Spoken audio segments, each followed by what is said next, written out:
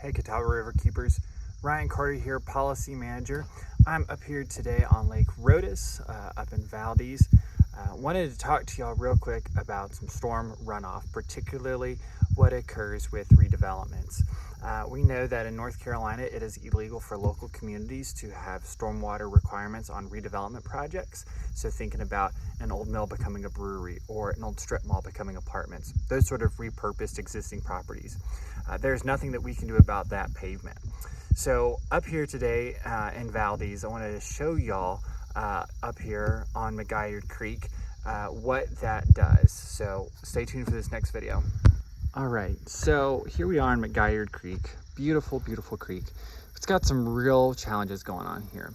So you can see right over here, you've got a sandbar. Now, why on earth would there be sand and sediment bars here on a beautiful creek? There's one there, there's one there, there's one further up there, and I'm currently actually sitting on one.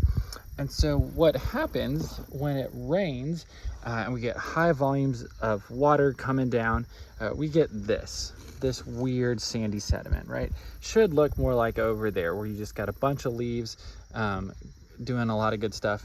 But this is all because our streams can't handle it. This is sand, not fun beach sand, but kind of toxic, not so great sand.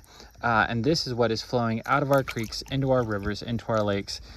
Anytime you hit a sandbar near the confluence of a creek, that's what you're hitting. Someone's dirt from upstream. We've got to get this resolved, got to get things squared away. One other thing that I realized as I precariously stand in my kayak, if you look behind me, that is a tree, down tree, that is now floated downriver. So right here, down this creek, you see where the water level is, where that down tree is, and how much force of water it must have taken to get that tree all the way down here and perch it right there. Over here, we've got what's called an incised stream bank. So where you've got kind of that cliff. It's not a natural down into the river, kind of like it is over there. Over there, right there, check that out. So this is from another case of high volume of water rushing down the creek, eroding our stream banks, taking our community along with it. And that's land we can never get back. So really important that we address stormwater this year as a state and as a community. Came down a little bit further down McGuire Creek onto Lake Rhodhiss because I wanted to show y'all where all that sediment goes, right? It comes here into the lake. As soon as that water stops flowing really fast and it can slow down, that sediment settles down. And so we get this kind of marshy, boggy stuff that's going on here.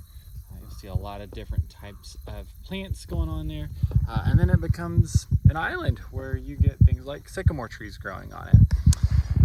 And that's problematic because we don't want our lakes to fill in. That becomes hazards for navigation.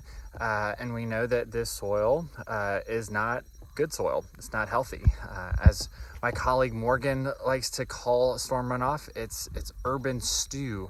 So you've got stuff in there from people changing their oil and just pitching it down a storm drain.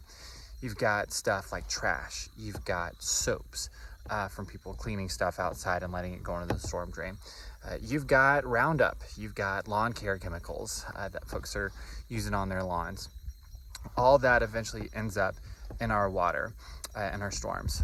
And as our streams get more incised, rifled, where they go straight and narrow, and those canyons of stream banks, that just leads to this further process of our lakes filling in and our rivers filling in with very, very toxic stuff.